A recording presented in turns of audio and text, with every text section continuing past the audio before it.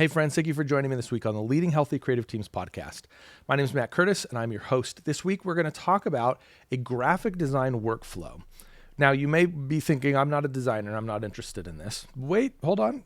You may actually be more interested in this than you know currently. Let me tell you a little bit of a story as to how this came about and then we'll jump into it. I had two graphic designers on my team. Both of them were excellent. They had an intuitive understanding as to how to manage a project, how to lead a conversation, how to care well for ministry leaders. All of the things that you would want in a graphic designer serving in the church. One of them was going to be moved to communications director, and we were going to hire a new person to fill that role that was just vacated by that transition.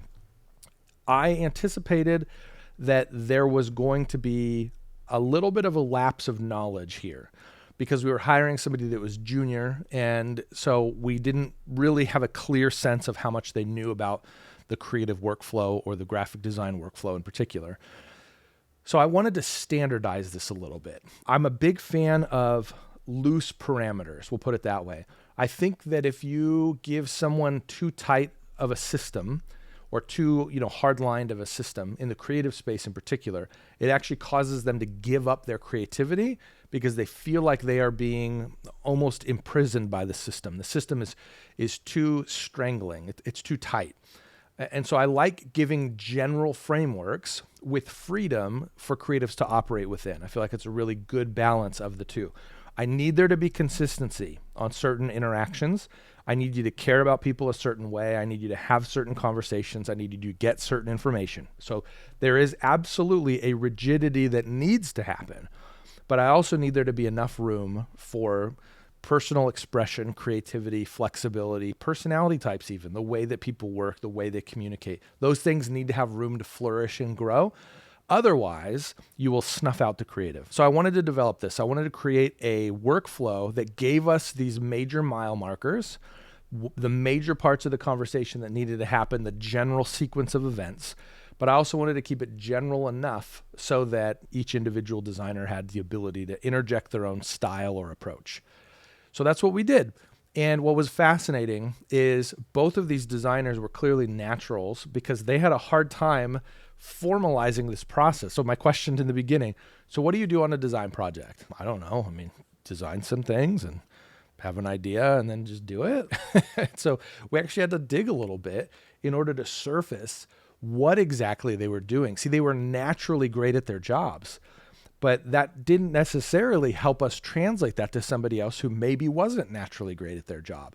And so if you find yourself relying on the creatives in your team to be naturally good at something, it may work and you may hire a creative who's going to be exceptional. The problem though is that there's a better chance that you will hire a creative that is not exceptional. You need to then do some of the heavy lifting to help them become exceptional. But without the background in the trenches, it's harder to do that. This document exists to be the framework that any designer can pick up, operate off of, and find success. And for you on the client side, you'll see success because you're seeing the designer care about the right things, having the right conversations, etc. So my hope is that that is helpful to you contextually so that even if you're not a designer, if you're leading a team, you see the value of this document. This is basically the roadmap to how to be successful as a graphic designer in the church. So let's talk about the major milestones. I have it broken down into 5 steps. And they are sequential. They do need to happen in this order. Otherwise, the project gets really inefficient. The first thing that you need to do, I call it let's chat. You want to set up a conversation and you want to learn the needs of the ministry that you're working with. I'm a big fan of conversations.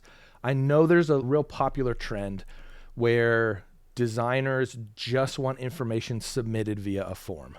They don't want to have a conversation. They don't have time for it. I feel like that's a short-sighted solution to a problem that's actually bigger, that needs to get addressed, but either isn't or won't be addressed. The reality is that when you have a conversation, you're building equity with the person that you're serving and the ministry that you're serving. It also gives you the opportunity to hear something and then ask for more information about it. Oftentimes for me, in my conversations with churches, it's a passing comment that's the most impactful or the most insightful.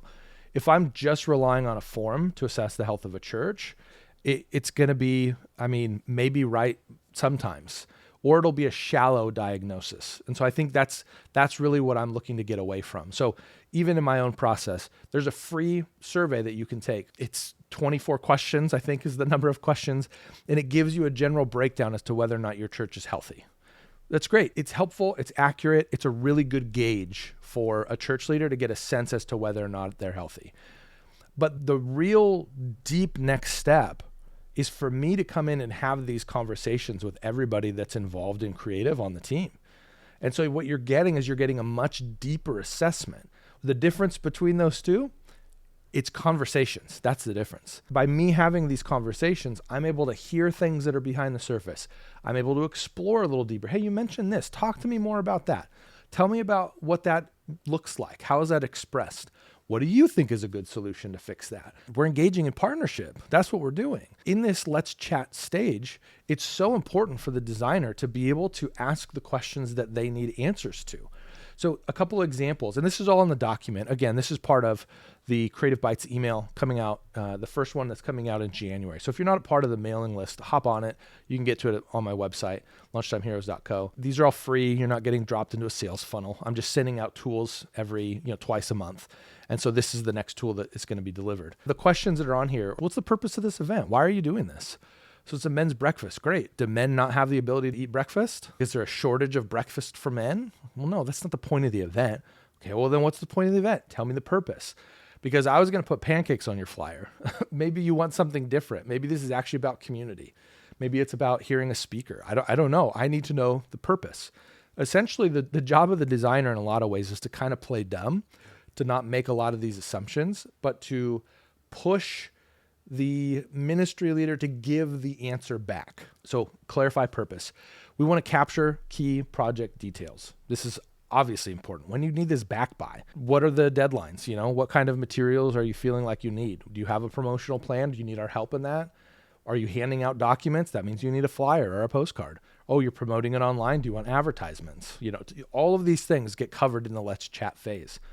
You want to identify the due dates. You want to understand quantities. If they're getting printed postcards, how many of those do they need?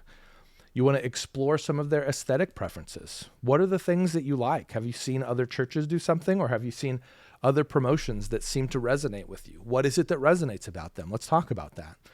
And then you want to establish a single point person. The worst thing that you can do in your project is have too many people as the contact. This was absolutely revolutionary for us when we switched everything over to have a single point person per project. Absolutely game changing. We were getting changes from people that weren't in charge of the project. I would then make the changes, and then the original project person will come back to me and be like, why did you make those changes? I didn't approve those. Oh, so-and-so said that you had. No, they just wanted to change the project because they had a different preference. Okay, come on. So I'm wasting time. They're wasting time. And in a sense, we're almost straining the relationship a little bit too. These are the things that you're covering in the Let's Chat phase. This may sound very similar to a creative brief, and you would be right. This is where the creative brief is usually created together. The goal here is simple. You want to establish a clear direction for the project. That's why you have this conversation. So you have information now. You have clarity about where the project's going. Now what? Well, now you make a plan. And this is where the designer really begins leaning in to understanding timelines. You want to develop a plan that helps accomplish the goals of the project. We're not just here to develop some neat thing that looks nice that matches their, design preferences. What we're really trying to do is we're trying to accomplish a goal. That's really what this is about. Communications in general is about accomplishing a goal. Typically, the goal is I have an event and I need people to attend the event. Okay, the goal is event attendance. And so we then, as the creatives, need to problem solve how do we get there best. Or we get lazy as we just rely on the same promotional tactics that we used the last time and the time before and the time before. And that's not always the best way to solve the problem. That's what we're trying to do here in this make a plan phase. How long is this going to take us to create? Based on everything else going on, are there any adjustments that need to happen? We've had this happen in the past where during really busy seasons of ours, other ministry leaders will come and they'll say, we want certain things. Sorry, we're too busy right now. We have too many other things that are of higher priority. We're not going to be able to get to that. So that means something's going to have to change. That's just the reality. That's where this planning phase becomes important. And then you want to communicate this project plan to the point person. So this is the step that's often missed. We want to make sure that the ministry leaders are in the loop in terms of what's going on. We want to make sure that ministry leaders understand where their project is. So our goal here is to develop a plan that successfully takes a project from concept to reality. We want to make these real. This isn't just a bunch of neat ideas, because neat ideas don't really help. It has to be finished. It has to be completed. It has to be executed. So once we're done making a plan, for the designer now, it's time for some research. This phase can be one that gets time intensive. It doesn't have to be. I would say most of the time it doesn't have to be. The exceptions are if you're doing something you've never done before, or if you're trying a style or a technique that you've never done before. If you want to innovate a little bit or stretch or grow as a creative, then this can be a little bit more time intensive. But really what we're doing here is we're trying to look ahead and avoid last minute problems or last minute issues. Our goal really is to set our ministry team up for success. So let's say that they want to create a piece that it's printed in a way that we've never done before. Okay, well then we need to start doing research on that printing style, that approach to printing, that technology. Call a printer and say, hey, I need some help. I'm trying to do something that I've never done for the first time. Can you walk me through how do I get you the right files? How do I set everything up correctly? Maybe it's digging through the template section of the printer's page. Do they have a template? Oh, great. They already show you how to do it. Look on YouTube. Are there any videos that give us an example of how we can set this up? Dig deeper into the specifics of your solution. Will your plan work? You want to build prototypes or wireframes. You want to test your ideas. So I have this idea for a box. Does it work? Buy a box and then realize, oh, the 350 mugs that we bought don't actually fit in the box. That's a problem. You've just encountered a scenario that is going to derail the project. Good thing you did research. You want to catch those things. You want to get prices and quotes for the solution. I can't tell you the number of times we've had amazing ideas that are way out of budget. You need to get prices on these things. You want to anticipate potential problems with production, cost, turnaround time, et cetera. We've kind of alluded to those already. And then you want to share your findings with the ministry leader. You want to get clarity and you want to gain approval. I'll be honest with you. There are many times where I've looked at a project and I've said, this is too expensive.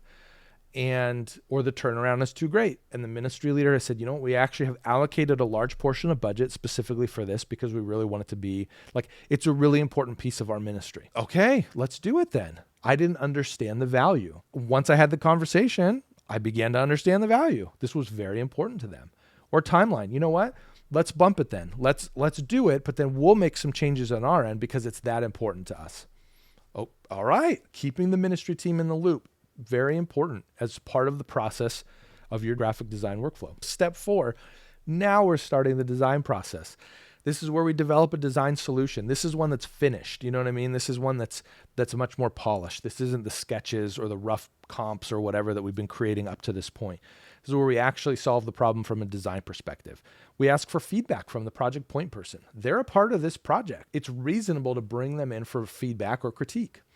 We want to help guide that, of course, which is a few episodes ago, but we want to help guide them through the process of critique, but we want to give them the opportunity to speak in on the project. We want to revise it. If there are changes that need to happen, if something's changed in the meantime, if a new time has happened or a new location or a new person's involved or something, if something's changed, we change it. This is the phase where we change it. And then we want to get final approval. And maybe you think we're done. There's still one more step though. There's still launch. This is the last step of the process. What we're doing in the launch phase is we're implementing our design solutions across all of our communication channels. So now this is the execution side of what we've created. It's deployment or it's launch.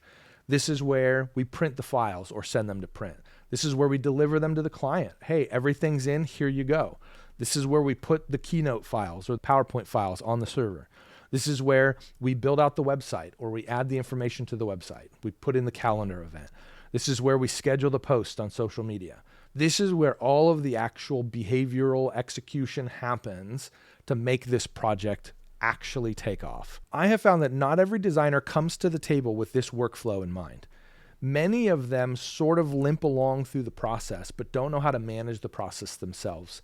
There's an interesting tension here. A lot of churches are starting to hire project managers. And I think it's a smart move because project managers do a really good job of moving projects through the pipeline.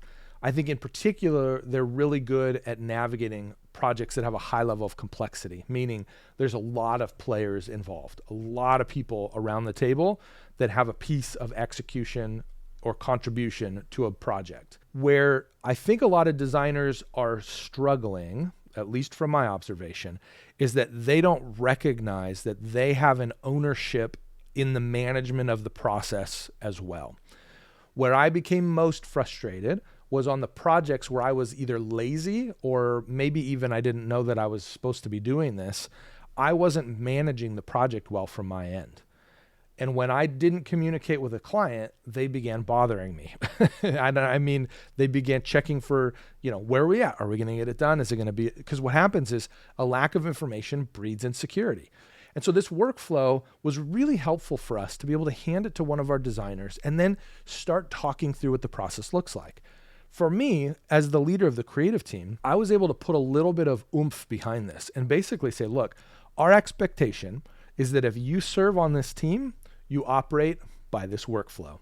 This is what every project that you manage looks like. It means that it starts with a conversation. Let's chat.